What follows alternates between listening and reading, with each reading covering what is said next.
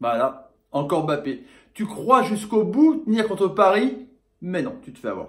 Salut à tous, foot de famille, c'est Thomas. Fin du match entre le Toulouse et le Football Club contre le PSG dans ce match de clôture de la 30e journée de Ligue 1 Format. Le Paris Naples, Tron et Sopa tous qui derrière quitte un but à 0, un but de Kylian Mbappé, son 27e en 24 matchs. On va revenir là-dessus.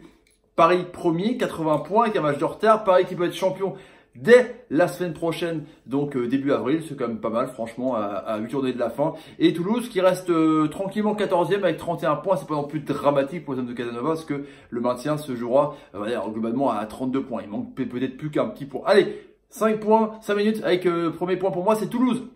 Toulouse, comme toutes les autres équipes, on se demande vraiment pourquoi les petits, entre guillemets, ne jouent pas tout le temps comme ça dans leur pain quotidien. Contre Paris, ils sont complètement énormes. Ils se combattent au milieu de terrain. Avec vraiment Sangaré, Sidibé, il y avait Cahuzac en défense centrale. Il y avait que des milieux de terrain globalement avec Sanogo et Gradel à gauche. C'était pas mal, mais ça montait bien aussi avec Amian ou l'ami Sidibé justement au milieu de terrain. C'était vraiment intéressant. Ou Sagasila, pardon. Mais Toulouse a mis de l'impact. Toulouse a pas mangé milieu de terrain. Bernat, Paredes, un petit peu, mais franchement, on se demande pourquoi Toulouse ne joue pas comme ça, parce que Toulouse a des bons joueurs, ça va vite devant. Manu Garcia est rentré aussi, c'était pas mal, avec Jimmy Dormas qui était vraiment bien sur Runel aussi. Ça joue bien au ballon, Gradel est très très bon, Sanogo est très très bon au point d'appui, mais ils ont craqué à la fin évidemment, avec donc ce but magique de Kylian Mbappé, mais Toulouse aurait peut-être mérité mieux, mais Toulouse doit prendre exemple sur ce match-là pour pouvoir se maintenir, même si c'est pas non plus trop dramatique. Voilà. Deuxième point pour moi, c'est évidemment Paris. J'ai titré Paris sans attaque parce qu'il n'y a pas Cavani, il n'y a pas Neymar, il n'y a pas Di Maria. Donc c'est Choupo-Moting, Nkunku, Mbappé en pointe. C'est quand même compliqué de mériter. On comprend pas grand chose ce que fait Tourelle avec sa composition d'équipe.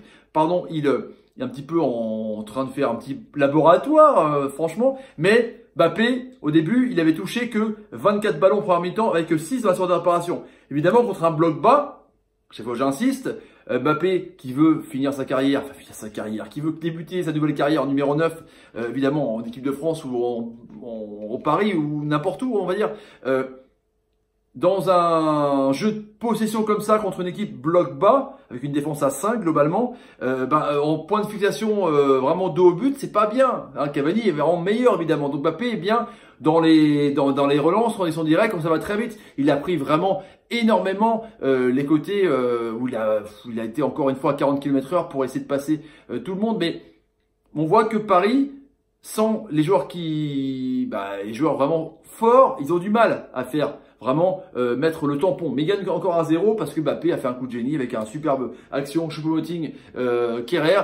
Et hop, il fait contrôle un petit peu pour s'emmener, la contrôle à la pelote basque, et puis fait enchaînement à droite. Enfin, franchement, Mbappé, énorme. Paris donc s'en sort, un petit Paris avec une équipe B, mais bon, voilà, il n'y a rien à dire, quoi. Contre Paris, tu crois pouvoir faire quelque chose, mais tu craques avec Mbappé. Et trop fort. Troisième point pour moi, les petits amis, donc évidemment, c'est Tourelle que j'aime beaucoup. Il a prolongé, je suis content franchement, parce que certes, bon, il a perdu encore une fois aux portes des quarts de finale contre Manu, mais je l'aime bien. Hein, c'est l'élève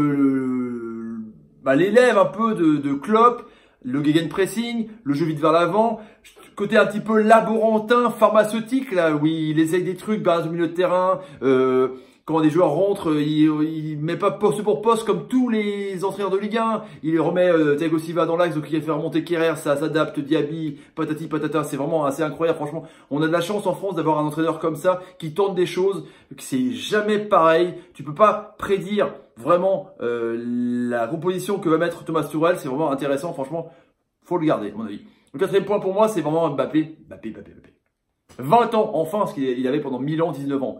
27 buts en 24 matchs. Truc de taré. 35 buts, toutes compètes confondues. Bon, il est encore derrière Messi, parce que Messi a marqué un doublé.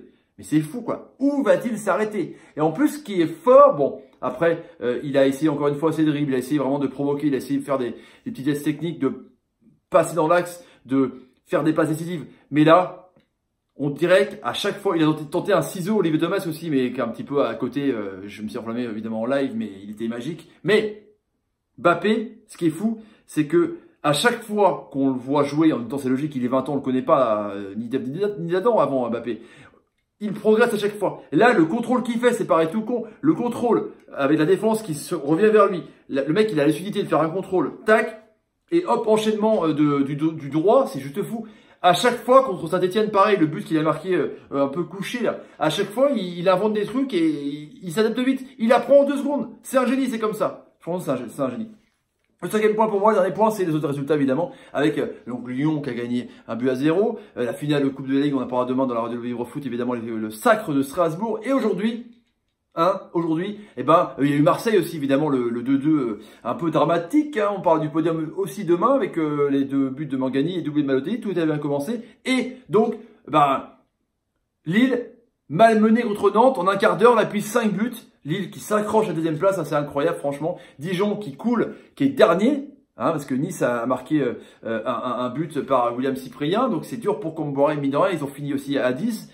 Et les Cannais qui ont fait un gros match défensif avec un Samba énormissime, avec coach Courbis, et du coup 1-0, et les Cannais, hop, barragistes. Match en retard évidemment pour Guingamp mercredi, donc contre Montpellier. Donc le match du maintien, le combat du maintien est vraiment très serré. On en parlera demain les amis. Voilà pour le débrief les amis. Vous voulez vous abonner à la chaîne, n'hésitez pas. Ma petite ganache. Mettez les commentaires ce que vous pensez un peu de la prestation toulousaine et parisienne et des autres matchs évidemment. Mettez un petit like quand, je sais pas, quand Kehrer fait une bonne passe. Il a fait une bonne passe à Mbappé, carrément. Allez les amis, je vous laisse et partagez la vidéo sur Twitter, Facebook, Instagram et Snapchat. Et je vous dis à demain pour Ado Bureau Foot, 21h minuit. Ciao les amis, salut et salut. Mbappé est trop fort, trop fort.